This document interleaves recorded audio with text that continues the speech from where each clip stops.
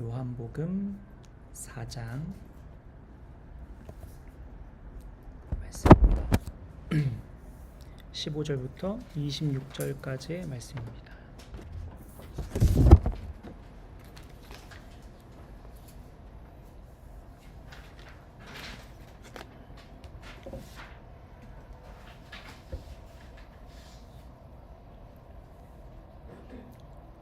제가 한 절, 여러분 한 절.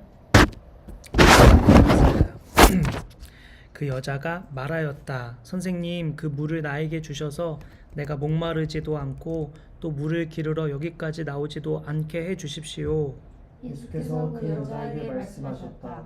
가서 내 남편을 불러오너라. 그 여자가 대답하였다. 나에게는 남편이 없습니다. 예수께서 여자에게 말씀하셨다. 남편이 없다고 한 말이 옳다. 너에게는 남편이 5이나 있었고 지금 같이 살고 있는 남자도 내 남편이 아니니 바로 말하였다. 여자가 말하였다. 선생님, 내가 보니 선생님은 예언자이십니다. 우리 조상은 이 산에서 예배를 드렸는데 선생님네 사람들은 예배드려야 할 곳이 예루살렘에 있다고 합니다. 예수께서 말씀하셨다. 여자여, 내 말을 믿어라. 너희가 아버지께 이 산에서 예배를 드려야 한다거나 예루살렘에서 예배를 드려야 한다거나 하지 않을 때가 올 것이다. 너희는 너희가 알지 못하는 것을 예배하고 우리는 우리가 아는 분을 예배한다. 구원은 유대 사람들에게서 나기 때문이다. 참되게 예배를 드리는 사람들이 영과 진리로 아버지께 예배를 드릴 때가 온다. 지금이 바로 그때이다. 아버지께서는 이렇게 예배를 드리는 사람들을 찾으신다. 하나님은 영이시다. 그러므로 하나님께 예배를 드리는 사람은 영과 진리로 예배를 드려야 한다. 여자가 예수께 말하였다. 나는 그리스도라고 하는 메시아가 오실 것을 압니다. 그가 오시면 우리에게 모든 것을 알려주실 것입니다. 예수께서 말씀하셨다. 너에게 말하고 있는 내가 그다. 아멘. 오늘 말씀은 사마리아 여인처럼 우리도 알아야 할 것이라는 제목으로 우리 말씀을 나누도록 하겠습니다. 사마리아 여인의 인생을 통해 우리가 깨달을 것들에 대해서 좀 살펴볼 텐데요. 여러 가지 생각할 부분들이 있는데 우리가 세 가지로 좀 나눠서 보려고 합니다. 일단 첫째, 예수님은 우리의 목마름에 주목하신다라는 사실입니다. 첫 번째, 우리가 사마리아 여인의 인생을 통해 우리가 깨달을 것들 세 가지가 있는데 그 중에 첫째, 예수님은 우리의 목마름에 주목하신다라는 것입니다. 오늘 본문 15절 보니까 제가 읽을게요. 15절. 그 여자가 말하였다. 선생님, 그 물을 나에게 주셔서 내가 목마르지도 않고 또 물을 기르러 여기까지 나오지도 않게 해주십시오. 이렇게 말했어요. 오늘 본문에 등장하는 이 여인은 물 길러 나오는 것이 힘든 상황에 놓여 있었죠. 우리 잘 알죠? 더 정확하게 말하면 물 길러 나오다가 사람들이랑 마주치는 것이 힘든 사람이었습니다. 이러한 여인에게 예수님은 14절에 내가 주는 물을 마시는 자는 영원히 목마르지 아니할 거니 내가 주는 물은 그 속에서 영생하도록 솟아나는 샘물이 되리라 라고 말씀하셨어요. 예수님의 말씀에 여인의 답변이 오늘 본문 15절입니다. 그러면 선생님, 그 영원한 생수를 저에게도 좀 주십시오 라고 요청하는 본문이 오늘 15절이죠. 예수님은 여인의 목마름에 주목하셨어요. 너 지금 목마르지? 내가 영원히 목마르지 않는 생수를 줄게 라며 사마리아 여인의 가장 절실한 필요를 건드십니다. 예수님은 인간이 가진 근원적인 목마름을 충분히 공감해 주시고 그 갈증의 상태를 세밀하게 살펴주시고자 이렇게 말씀하고 있습니다. 이 예수님께서 오늘 저와 여러분의 목마름에도 주목하시고 관심을 가지시며 세밀하게 살피시는 분이시죠. 예수님은 우리의 현실적인 고통을 외면하신 채 영적인 이야기만 하시는 분이 아니라는 것입니다. 오늘날 우리가 마주하는 목마름은 참으로 다양한데요. 현실적으로 불만족스럽고 해결이 필요한 상황들이 많습니다. 진로 문제라든지 취업, 이직 혹은 전직, 직장 사람들과의 관계, 직장에서의 일 문제, 거주 문제, 부부관계 문제, 자녀 양육 문제, 처가와 시댁과의 관계 문제, 심리 정서적인 문제, 원가족과의 어려움 등 우리가 현실적으로 직면하고 있는 목마름은 다양하고 많죠. 오늘 사마리아 여인의 현실적인 문제와 고통을 주목하시고 알아봐 주시고 살펴주시듯 오늘 저와 여러분의 목마름에 대해서도 동일하게 주목하신다는 것을 이 본문을 통해 보여주고 계신 것입니다. 예수님께서 우리의 목마름을 아신다는 것은 단순히 지식적으로 이해하신다는 뜻이 아닙니다. 과거 이스라엘 백성이 애굽에서 고된 노역으로 신음할 때 하나님께서는 그들의 고통 소리를 들으셨고 그들의 상황을 아셨습니다. 그 아심은 곧 출애굽이라는 구원의 역사로 이어지는 것이죠. 주님이 우리의 목마름을 공감하신다는 것은 곧 그 문제를 해결해 주시거나 혹은 그 문제를 넉넉히 이겨낼 수 있는 지혜와 힘을 공급하시겠다는 의미입니다. 우리의 목마름, 부르짖는 소리가 하나님 마음에 닿으면 하나님께서 일하시는 것이죠. 우리 이따 나눔 시간에 요즘 나를 가장 목마르게 하는 것이 무엇인지 나눠보면 좋겠습니다. 우리가 한 가지 더 이 본문에서 생각할 것은 예수께서 복음 전하는 방식으로 우리도 가족을 보면 주변 사람들을 보면 어떠해야 하는지를 알 수 있겠습니다. 예를 들어 남편을 전도하려 할 때 예수님 믿으라고 먼저 말하기 전에 남편의 목마름이 무엇인지 공감해주고 알아차려주고 살펴주는 것이 먼저죠. 3일 굶은 사람에게 음식을 주지 않고 음식보다 예수님 믿는 게 우선이야 라고 말하는 것이 주님의 방법이 아니라는 의미입니다. 오늘 사마리아 여인의 목마름, 고통을 먼저 주목하셨듯이 우리 주변에 살아가고 함께하는 사람들, 복음이 필요한 사람들에게 당장 예수 믿으라고 말하기 전에 먼저 그들의 목마름이 뭘까, 그들이 주목할 수 있는 그 매개체는 뭘까, 도구는 뭘까 생각하고 접근하는 게 필요하다는 것이죠. 또한 우리가 사회에서 선한 영향을 끼치며 선교사답게 살아갈 때도 마찬가지입니다.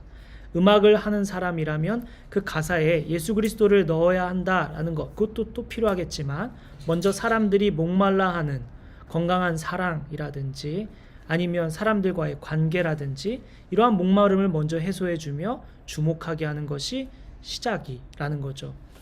또 유튜브 편집을 하는 일이라면 자막에 지저스 같은 자막을 넣는 것도 방법이겠지만 그보다 정말 영상을 통해 사람들이 충분히 쉬고 기쁨을 누릴 수 있도록 돕는 것으로 마음을 여는 게 우선이라는 것입니다. 우리도 사람들의 목마름에 주목할 수 있어야 합니다. 내 원가족의 목마름, 내 남편의 목마름, 내 아내의 목마름, 형제의 목마름, 그리고 학교 친구들의 목마름, 직장 동료의 목마름, 매일 스치는 사람들, 그들의 목마름, 버스나 지하철, 도로 위에서 만나는 사람들의 목마름, 우리는 그 목마름을 주목하는 것이 예수님을 닮아 선교사답게 사는 사람의 방식이죠. 우리 이번 주 나의 목마름을 하나님께 아뢰을 뿐 아니라 우리 주변 사람들의 목마름에 주목하는 저와 여러분 됐으면 좋겠습니다. 두 번째는 오늘 본문을 통해 사마리아 여인처럼 우리도 알아야 할 것, 첫째, 예수님은 우리의 목마름에 주목하신다는 사실이었고, 둘째는 우리는 목마름보다 근본적인 것을 주목해야 한다라는 사실입니다. 예수님께서, 우리 주님께서 오늘 본문을 통해 우리에게 하시고자 하는 말씀 두 번째는 우리는 목마름보다 근본적인 것을 주목해야 한다라는 사실입니다. 오늘 본문 16절 보니까 예수께서 그 여자에게 말씀하셨다. 가서 너의 남편을 불러오너라 이렇게 말합니다. 예수께서 여인에게 영원한 생수 줄 수 있다고 해서 여인이 기쁜 마음으로 물을 달라고 하는데 갑자기 남편 얘기를 슬쩍 하십니다. 화제를 전환시키는 거죠. 물은 생존에 관한 것이라면 남편은 인생에 관한 것입니다. 어느 성경신학자는 이렇게 말하는데요. 물은 삶의 길이를 정하지만 남편은 아내의 신분과 삶의 질을 결정한다 이렇게 말했습니다.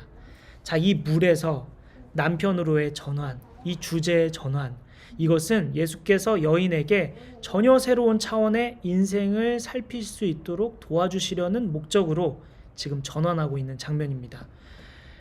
겉모습, 우리가 당장 필요하다 여기는 목마른 그것, 그 껍데기를 벗기고 그 안에 본질을 보려면 불가피하게 불편한 이야기를 꺼낼 수밖에 없었습니다. 마치 지금 배고픈 사람에게 너 지금 밥보다 더 중요한 게 있어 라고 말하는 것과 비슷하죠. 지금 당장 죽겠고 지금 당장 우울하고 지금 당장 괴로운데 그 얘기를 너무 엉뚱하게 느껴지는 이야기, 개인적인 이야기를 예수님께서 꺼내십니다. 그런데 그 이야기를 할 수 있었던 것은 앞서 목마름에 대한 관심, 목마름에 대한 주목, 목마름에 대한 공감과 살핌 덕분에 무례하지 않게 느껴질 수 있도록 남편 이야기로 넘어가는 거죠. 그 과정을 한번 지켜볼까요? 오늘 본문 16절 예수님께서 말씀하시죠. 너 남편을 불러와라. 그랬더니 여자가 대답하죠. 남편이 없습니다. 그리고 예수님께서 여자에게 말씀하십니다. 남편이 없다고 한 말이 옳다.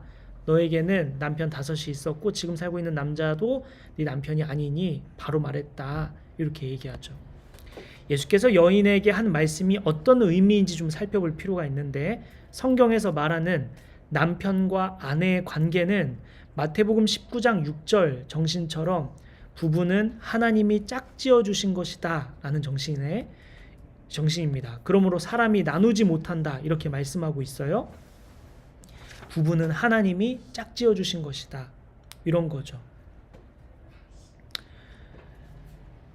몇 년 전에 제가 어떤 부부를 이렇게 그때 사회를 봤는지 그 부부를 이렇게 만날 일이 있었는데, 결혼 앞둔 왜 결혼을 선택하냐, 왜 결혼하게 됐냐 물어봤더니 응답을 받았다고 하더라고요. 서로에 대한 서로가. 그래서 근데 제가 보기에는 그 남편이 이제 조금 뭐랄까 응답이 좀 덜했던 것 같고 여자분이 좀 응답이 명확했던 보였는데 그 남자는 확신이 조금 부족해 보였거든요. 근데 되게 그 친구가 되게 확신 있게 나는 이제 하나님 짝지어 주신 사람이다 이렇게 하고, 지금 몇 년 지나고도 종종 보거든요. 자주는 아니고 가끔. 너무 잘 살고 있어요. 하나님 짝지어 주셨으니 싸우더라도 빨리 이거 하나님 짝지어 주셨으니까 다시 빨리 회복하자. 또 뭔가 불편한 일이 있어도 하나님 짝지어 주신 이유가 있겠지 이렇게 생각하면서 너무 잘 살고 있어요. 근데 그럼에도 불구하고 갈라질 수 있는 이혼의 근거가 성경에 나오기도 하는데요.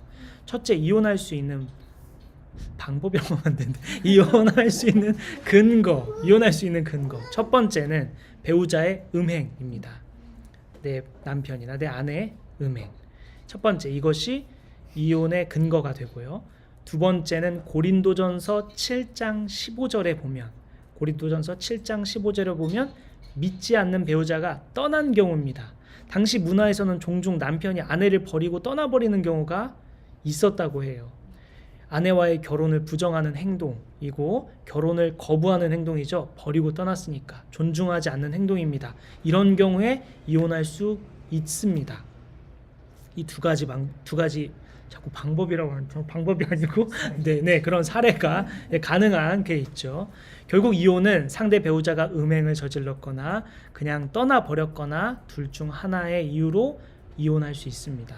오늘 본문의 사마리아 여인은 이 두 경우 중 하나로 볼 수도 있겠지만, 또 다른 관점에서는 여러 남자들에게 시달리며 자신의 의지와 무관하게 동거하고 또 버림받았을 가능성을 몇몇 신학자들이 꼽고 있습니다. 아마도 사람들은 이 버려진 사마리아 여자에게 무슨 문제가 있으니 그랬겠지 하면서 비난과 조롱을 퍼부었을지 모릅니다. 그러니 사람들 마주치지 않는 시간에 물을 길르러 갔겠죠. 그래서 예수님께서 오늘 보면 17절에 너에게 남편이 없다고 한 말이 옳다라는 의미는 그녀가 만난 남자들이 모두 그녀의 남편이 아니라고 인정해주고 여인의 입장에서 마음을 헤아려 주신 말씀이라고 볼 수 있겠습니다. 그래서 여인은 이 예수님의 말에 위로를 받게 되었겠죠. 여인의 입장에서는 처음으로 편견 없이 자신을 바라봐주고 이해해주는 사람을 만난 것입니다. 그래서 예수님이 예언자구나, 꿰뚫어 보시는 사람이구나, 또 내 편에 서서 얘기해 주시는 분이구나 생각하면서 보다 근본적인 문제에 다가가게 되는 것이죠. 한 여인이 복음을 깨닫는 과정을 보면서 우리는 배울 점이 참 많은 것 같아요. 바로 이 지점에서 또 우리가 생각할 점은 편견을 갖지 않는 것 아닐까 싶습니다. 사람들이 다 부정적으로 말할 때 그 분위기에 휩쓸려 부정을 말하는 게 아니라 나는 다른 이야기를 할 수 있는, 편견을 갖지 않는 그러한 어떤 마음, 나 또한 그러한 시선으로 색안경을 끼고 사람을 볼 게 아니라 다른 관점으로 볼 수 있는 눈, 모두가 저 여인을 부정하다 말하지만 예수님은 그렇게 말하지 않고 있는 장면. 모두가 조롱하고 비난하지만 예수님은 그렇게 말씀하시지 않는 장면. 이것을 반대로 또 수많은 사람들이 나를 이상하게 볼 수 있을지도 모르지만 우리 주님은 내 편이 되어주시고 나를 사랑하시고 나를 기다려주시고 나를 받아주시는 분이라는 것 또한 생각해 볼 수 있겠죠. 사람들은 이 여인을 향해 5번이나 이혼했으니 온갖 상상을 다 해가면서 쓸데없이 분석해가면서 색안경을 끼는 그런 편견을 가질지 모르지만 예수님은 그 여인의 억울함을 이해해 주시고 여인의 편에서 생각해 주시고 말해 주시는 분인 것을 우리가 볼 수 있겠습니다. 우리도 다른 사람에게 편견 없이 그 사람을 다른 관점으로 볼 수 있는 우리가 되었으면 좋겠습니다. 또 더불어 사람들의 시선에 영향받고 사람들이 말하는 옳다 하는 것에 따라 나를 대입해서 비교할 게 아니라 하나님께서 나를 여기까지 인도하신 것은 주님이시고 앞으로 나의 삶을 인도하실 분은 주님이시니 내가 가는 이 걸음이 느릴 것도 없고 빠를 것도 없고 불안할 것도 없고 겁먹을 것도 없다라는 생각으로 주님과 함께 동행하는 저와 여러분 됐으면 좋겠습니다. 예수께서 이 여인에게 편견 없이 있는 그대로 받아들이며 사실에 대해 명확히 구분하고 여자의 말에 동의하니 여인의 관심은 더 인간의 근본적인 문제를 향해 나아가게 됩니다. 더 정확히 말하면 예수님이 한 여자의 목마름에서 처한 현실에 대한 이해, 그리고 이제 하나님과의 만남인 예배로 대화를 이끌어 오신 거죠. 보다 근본적인 인생의 문제로 이끌어 오신 겁니다. 그랬더니 여인은 이제 예수님께 예배 장소에 대해 질문을 합니다. 오늘 본문 20절 한번 볼까요?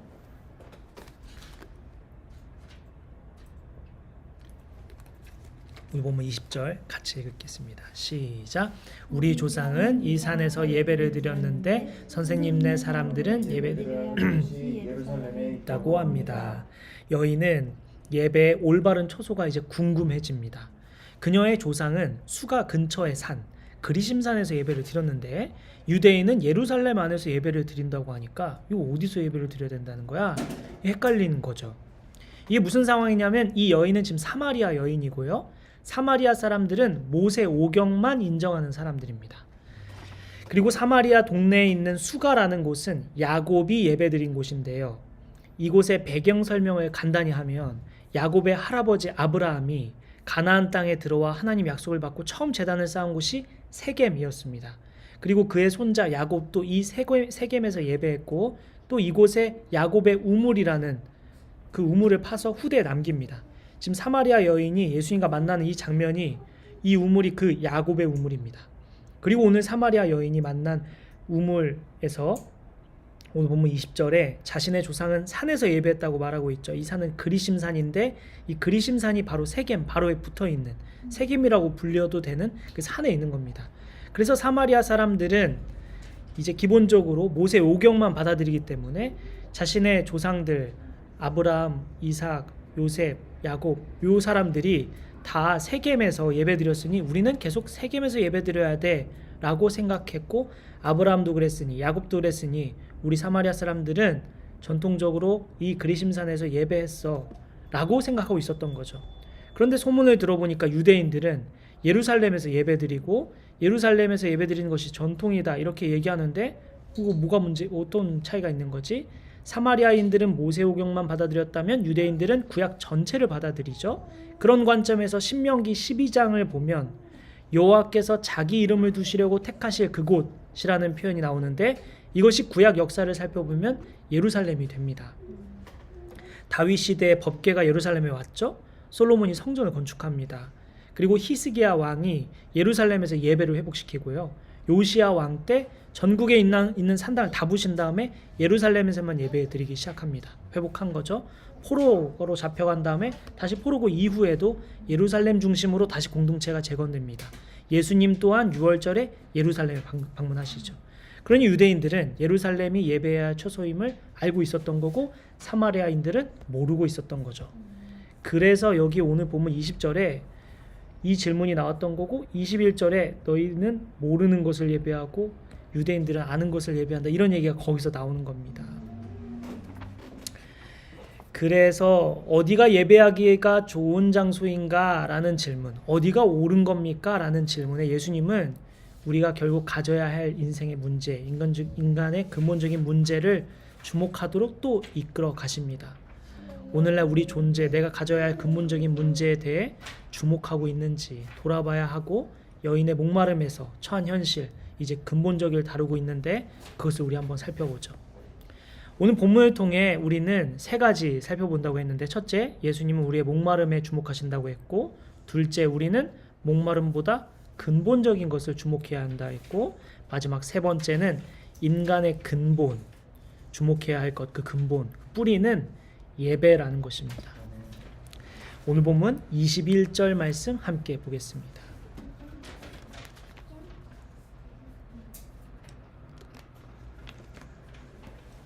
오늘 본문 21절 말씀 함께 읽죠. 시작. 예수께서 말씀하셨다. 여자여, 내 말을 믿어라. 너희가 아버지께 이 산에서 예배를 드려야 한다거나 예루살렘에서 예배를 드려야 한다거나 하지 않을 때가 올 것이다. 여인의 아멘. 여인의 질문에 대한 예수님의 답변을 봅시다. 여인의 예상 밖으로 두 장소 모두 정답이 아니었습니다. 예수님은 여기서나 저기서나 상관없이 장소와 무관하게 아버지께 예배 드려야 할 때가 온다고 말씀합니다. 물론 신앙이 연약한 자에게는 예배드리기 좋은 환경이 열악한 환경보다는 낫죠. 그러나 예배 환경 의존성이 좀 심해지면 근사한 건물과 아늑한 분위기와 스펙 좋은 음향 시설이 있어야만 예배가 가능하게 될지도 모릅니다. 신학자들은 이런 부분을 주의하라고 말하고 있어요. 어떤 환경에 길들여진 예배를 경계할 필요가 있죠. 어느 신학자는 그래서 진리를 훼손하지 않는다면 예배의 다양한 수단들과 형식들은 허용하거나 양보하는 것이 좋다. 중요한 것은 진리고 본질이고 근본적인 예배의 마음이 중요하다라는 것이죠.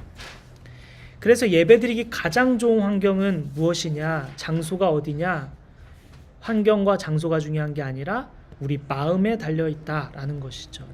어디서 예배하든 내 마음이 주님을 향하고 있고 주님을 높여드리고 있고 말씀을 듣고자 귀 기울이고 있다면 그러면 그것이 족한 것이죠. 예수님은 인간의 근본, 인간의 뿌리, 그래서 결국 목마른 여인에게 이 예배에 대해서 지금 가르치기 시작하십니다. 무엇이 예배인지, 우리의 삶의 문제 여러 가지 있지만 처한 환경 그거 맞아, 공감이 돼, 그거 해결돼야 돼. 그런데 무엇보다 더 중요한 게 있다면 바로 예배야 라는 말씀을 하고 계신 거죠. 그래서 22절에 아까 나왔던 얘기가 여기서 나오는 거고요. 22절 보면은 너희는 너희가 알지 못하는 것을 예배하고 우리는 우리가 아는 것을 예배한다. 이 얘기가 아까 배경 설명에서 얘기했고, 구원은 유대 사람들에게서 나기 때문이다 라는 말은 구원은 유대인 안에 있다라는 말이 아니라 유대인만 구원받는 것도 아니고 유대인으로부터 나온다. 즉 구원은 역사적 계시적 출처가 유대 민족이라는 뜻이고 결국 구원은 특정 민족의 소유가 아니라는 의미입니다. 하나님께서 유대 민족을 통해 역사 속에 준비하시고 마침내 그리스도 안에서 온 세상에 주신 은혜라는 선언이 이 말씀입니다. 여인에게 이렇게 설명하고 이제 인간의 근본, 뿌리, 우리가 주목해야 할 것은 이 근본인데 바로 예배라는 사실, 그 예배가 무엇인지 우리 간단하게 살펴보고 마치겠습니다. 오늘 보면 23절, 24절, 제가 한 절, 여러분 한 절 읽을게요. 참되게 예배를 드리는 사람들이 영과 진리로 아버지께 예배를 드릴 때가 온다. 지금이 바로 그 때이다. 아버지께서는 이렇게 예배를 드리는 사람들을 찾으신다. 하나님은 영이시다. 그러므로 하나님께 예배를 드리는 사람은 영과 진리로 예배를 드려야 한다. 아멘. 하나님은 영이시다. 헬라어로 영을 뜻하는 그 푸뉴마는 숨 혹은 공기를 의미하죠. 공기가 눈에 보이지 않지만 우리 생명의 필수적인 실제인 것처럼 영이신 하나님은 공간과 시간의 제한을 받지 않으시고 온 천지에 충만하며 영원히 변하지 않으시는 분이라는 것을 의미합니다. 따라서 예배의 본질 또한 시대나 장소, 상황에 따라서 변해서는 안 된다라는 이야기입니다. 예배의 방식은 예배드리는 우리가 결정하는 것이 아니라 예배를 받으시는 하나님에 의해 결정되기 때문입니다. 상황이, 어떤 장소가, 음향이 이런 게 예배의 중요한 요소가 아니라 받으시는 분, 우리의 예배를 받으시는 그분에 의해 예배가 결정되기 때문에 우리의 마음이 주님을 향하고 주님 받으실 수 있는 예배인가가 중요한 부분이라는 거죠. 하나님이 영이시기에 물질이나 장소, 형식에 치우친 예배는 본질에서 벗어난 것이다 라는 얘기입니다. 예배는 우리 인생에 생사가 걸린 엄중한 일이다 라고 말씀해주고 계신 것입니다. 처음에 영원한 생명수를 주겠다. 그리고 너의 상황 내가 충분히 공감한다. 내가 그것을 알고 있고 그것을 내가 너에게 해결해주고 싶은 마음 다도 있단다. 그런데 그보다 근본적으로 더 중요한 게 있다면 우리 생사가 걸린 엄중한 일 뭐냐면 나와 연결되는 거야. 예배지. 이렇게 말씀하고 계신 것입니다. 우리 나중에 보겠지만 예수님은 포도나무고 우린 가지라고 말씀해 주시죠. 그게 이것과 연결됩니다. 너희가 나와 붙어 있어야 돼. 너에게 지금 필요한 건 물인 거 맞아. 너의 상황 해결돼야 돼. 맞아. 공감해. 그런데 근본적으로 나와 연결되는 게 가장 우선이고 뿌리란다 라고 말씀해 주고 계신 것이죠. 영으로 드리는 예배, 먼저 성령으로 말미암아 드리는 예배. 예수님께서 영으로 드려라 라고 하실 때 먼저 성령으로 말미암아 예배를 드려야 한다 이렇게 말씀하고 있습니다. 그래서 우리가 같이 예배 시작하기 전에 먼저 회개했고 그 다음 성령 충만을 위해 잠깐 기도했죠. 우리가 영으로 예배하기 위해, 성령으로 나아가기 위해 우리가 함께 기도했습니다. 우리는 성령의 도우심 없이는 온전한 예배를 드릴 수가 없죠. 그래서 우리의 주중의 예배에서도 성령님 제가 지금부터 말씀을 읽습니다. 말씀을 읽을 때 주님 깨닫게 해주시고 보여주시고 우리를 변화시켜 주옵소서. 이 말씀이 그냥 알모로 끝나지 않고 삶으로 나아가게 해주십시오. 이렇게 기도하며 나아가야겠죠. 우리는 영으로 예배해야 합니다. 주님은 영으로 예배해야 한다고 말씀하고 있습니다. 성령의 도우심, 성령의 인도하심 따라 예배할 수 있어야 합니다. 우리 지난번에 성령의 인도하심 따라 기도하자고 했더니 갑자기 주님이 멈춰서 잠깐 찬양 틀고 막 안수기도 하라고. 그래서 그 성령의 감동에 따라 원래 평소에 하지 않던 그런 우리가 예배를 드렸었는데, 이렇게 우리가 성령의 인도하심 따라 민감하게 반응하며 성령이 기뻐하시는 예배대로 나아가는 주일 예배뿐 아니라 주중 예배도 그러해야겠습니다. 둘째, 진리로 드리는 예배가 무엇일까? 진리는 진리 자체이신 예수 그리스도 안에서 드리는 예배를 말합니다. 우리 교회 이름이 예수 믿는 교회죠. 우리 예배의 중심은 프로그램도 아니고 장소도 아니고 목사도 아니고 교회의 중심은 오직 예수 그리스도죠. 그러니 예수 그리스도 안에서 드리는 예배, 이것이 진리로 드리는 예배입니다. 우리가 무엇을 붙들어야 하고 무엇이 중심이 되어야 하는지 우리가 잊지 않기 위해 예수 믿는 교회라고 이름을 지었는데요. 진리로 드리는 예배, 예수 그리스도로 드리는 예배, 이것이 예수께서 말씀하시는 참된 예배, 신령과 진정으로 드리는 예배가 바로 이러한 예배입니다. 그러니 우리 앞으로 이러한 예배를 사모하며 나아갔으면 좋겠습니다. 우리 2026년 1분기는 우리 예수님교육 주보에 보면 우리가 1년 동안 어떻게 이 교회의 방향이 나아갈지 나와 있는데요. 1분기가 예배를 회복하는 기간이죠. 우리의 예배, 우리가 주님께 드릴 거룩함을 회복하는 계획을 갖고 있습니다. 우리가 첫 번째 주일 예배를 가볍게 생각하지 않은 것도 중요한데, 주중에 내가 가정에서 사회에서 예배를 잘 회복하는 기간입니다. 주일날 예배에 집중하고 주님께 온전히 나를 드립시다. 예배 시간에 핸드폰으로 무언가를 검색하거나 딴 생각을 하거나 옆 사람과 대화를 하거나 주보에 낙서를 하거나 하는 등 하지 않고 설교자를 통해 주시는 하나님 말씀을 왜 오늘 지금 듣게 하셨는지 생각해 보면서 그 말씀을 거울 삼아 나를 돌아보는 시간을 가집시다. 또 주중에도 내가 하나님께 집중할 수 있는 가장 좋은 방법을 찾아서 하나님 앞에 서는 이번 기간이 되었으면 좋겠습니다. 신앙은 누군가가 책임져 줄 수 있는 게 아니죠. 우리 교회로 뭉치는 것은 이 주일날 다시 힘을 얻고 다시 방향을 다시 재설정하고 주중에서 우리가 각자 자리에서 스스로 예배하는 법을 터득하고 주일날 모여 또다시 그 터득한 방법대로 시행했을 때 어떠했는지 또 나누고 또다시 흩어지고 그러기 위해 우리가 모이죠. 우리는 각자 자리에서 예배하는 거 우리의 손에 우리의 선택에 달려 있습니다. 제가 여러분에게 할 수 있는 것은 한계가 있죠. 여러분 스스로 주중에 예배를 회복하는 건 여러분의 선택에 달려 있습니다. 우리는 지금 사순절 기간 말씀을 함께 읽어 나가고 있는데요. 이것 또한 여러분 주님 앞에서 철저하게 이 사순절 기간에 몇 가지 우리 4가지 금식할 것, 절제할 것에 대해서 나눴는데 그것 또한 우리가 함께 동참하면 좋을 것 같습니다.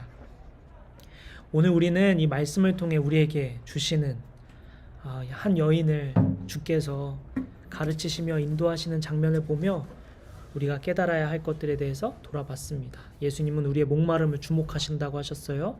또한 그래서 이 목마름을 주님은 분명히 해결할 주시거나 극복할 수 있도록 힘을 주시거나 지혜를 주신다라고 했죠. 또 둘째는 우리의 목마름보다 사실은 근본적인 것에 또한 주목해야 한다고 했습니다. 그 근본적인 것은 인간의 근본, 뿌리는 예배라고 했습니다.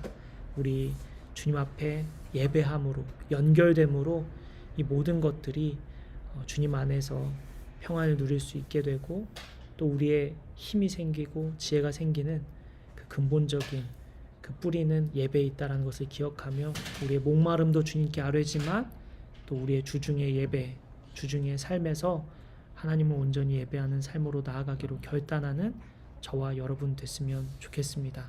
아멘. 오늘 함께 잠시 기도하며 나아가죠.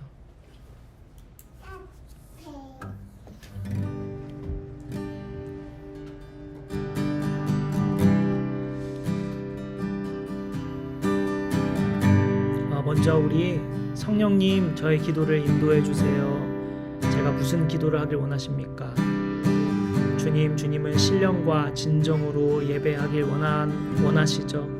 성령님, 제가 기도도 성령의 인도하심 따라 기도하길 원합니다. 라고 주님께 고백하면 떠오르는 사람들이 있을 수도 있고 떠오르는 기도 제목이 있을 수 있고 상황이 떠올 수도 있고 그럴 겁니다. 그러면 그걸 붙들고 함께 기도했으면 좋겠습니다. 저는 지금 이 기도를 하려고 하는데 바로 여러분과 함께 먼저 중요한 기도 좀 하나만 나누고 같이 먼저 이것부터 기도할게요. 우리 유아미를 위해서 기도합시다. 유아미가 지금 함께 기도하는 자리에 예배하는 자리에 있는데 우리 유아미가 세례를 받았죠. 주님의 자녀입니다. 유아미 안에 성령님 계시고 성령께서 저 유아미를 아름답게 자라가고 있는데 지금은 본인의 입술로 주님께 기도할 수 없으니 우리가 대신 유아미를 위해 기도합시다. 이 험한 세상 가운데 하나님의 빛을 비추는 귀한 자로 자라갈 수 있도록 인도해 주시고 무엇보다 성령 충만케 하여 주시고 예수님을 가장 두려워하는 자로 또 예수님께 사랑받는 자로 사람들에게 사랑받는 자로 자라갈 수 있도록 인도해 달라고 우리 유아미를 위해서 함께 기도합시다. 아버지 저를 축복하여 주시고 안수하여 주옵소서. 주님 세상이 험합니다. 하지만 이 세상 가운데 선한 사람들 주님의 사람들 자라가게 하시고 세워주신다고 믿습니다. 오늘 저 아이가 자라갈 세상 무서운 데지만 유아미가 있기에 세상 살만하다고 깨달을 수 있도록 주님 저를 사용하여 주옵소서. 주님 유아미가 성령 충만케 하여 주시고 주님을 두려워하게 하여 주시고 주님을 기쁘시게 하는 삶이 되게 하여 주옵소서. 유아미의 인생에 주님 없이 살 수 없도록 축복하여 주시고 주님의 사랑을 듬뿍 받으며 자라가는 주님의 자녀 되게 하여 주옵소서. 무엇보다 또한 건강하게 하여 주시고 안전하게 그를 지켜 보호하여 주옵소서. 주님 유아미 안에 있는 성령님 사람에게도 사랑받으며 자라가게 하여 주시고 주님 안에서 주님과 사랑 아버지 유아미 되게 하여 주옵소서. 아버지 유아미를 양육하고 있는 우리 윤지와 아버지 연준이를 축복하여 주셔서 그들에게 지혜 주시고 은혜를 더하여 주시고 아버지 무엇보다 자녀를 위해 기도하는 것을 멈추지 않게 하여 주옵소서. 아버지, 우리 연준이 유아미를 위해 쉬지 않고 기도하는 날이 오기를, 속히 오기를 기도합니다. 아버지, 우리 연준이 마음을 돌이켜주셔서 주님 안에서 우리 유아미를 양육할 수 있도록 축복하여 주옵소서. 세상의 가치관이 아니라 주님의 가치관으로, 아버지의 세계관으로 주님 살아갈 수 있도록 우리 연준이와 우리 윤지와 우리 유아미를 축복하여 주옵소서. 주여, 주여, 이제 성령의 인도하심 따라 기도하겠다고 우리 함께 고백하며 생각나는 대로 우리 기도하면 좋겠습니다. 성령께서 인도하시는 대로 함께 기도하며 나아가겠습니다.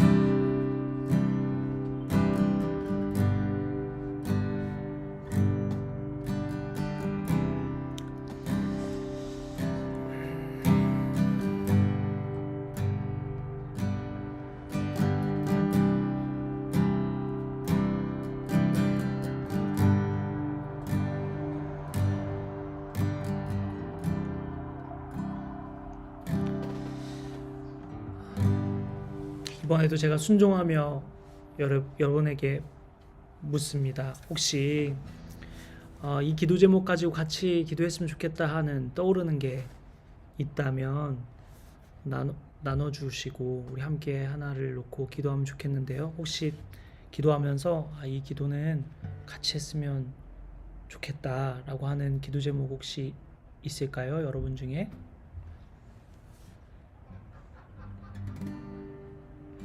혹시 마음에 감동이 있는 것만 얘기해 주시고 없을 수 있습니다. 없으면 잠깐 기다려 볼게요. 한번 떠올려 보세요.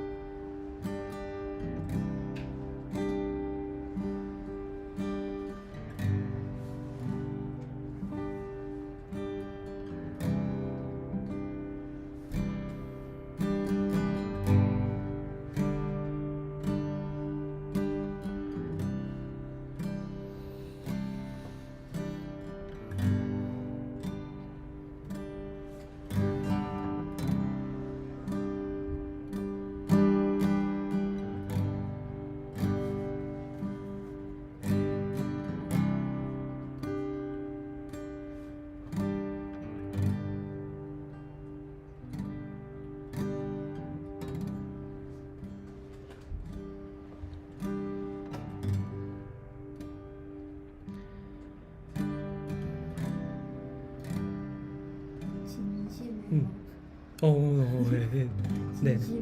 네. 네. 진심으로 네. 하나님을 사랑하고 네. 이웃을 사랑할 수 있도록 네, 우리 진심으로 하나님을 사랑하고 이웃을 사랑하는 마음.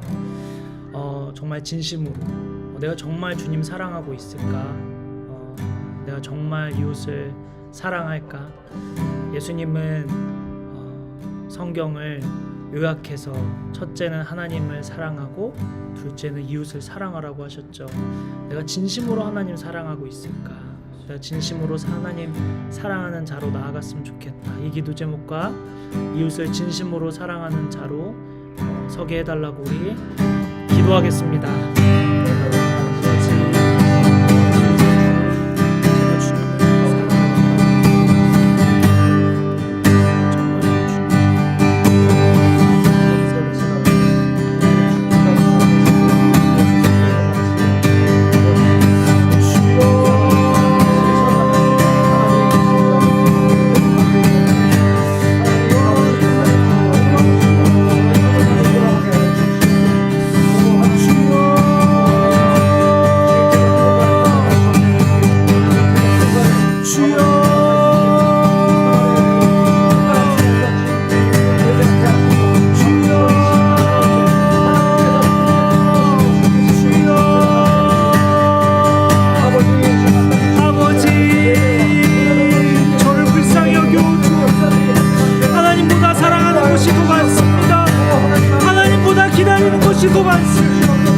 저를 불쌍히 여겨 주옵소서.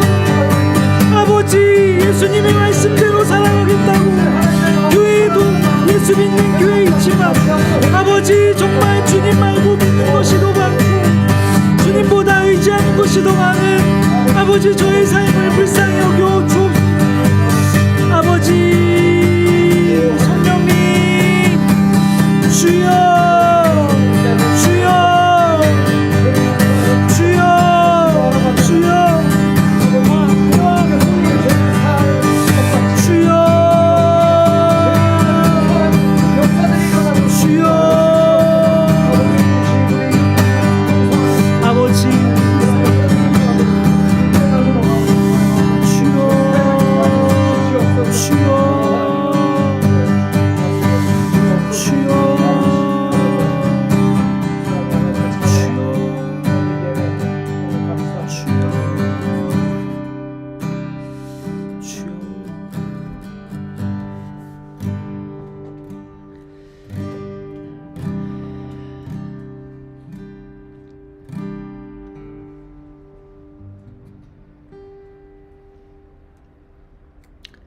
하나님, 그렇습니다.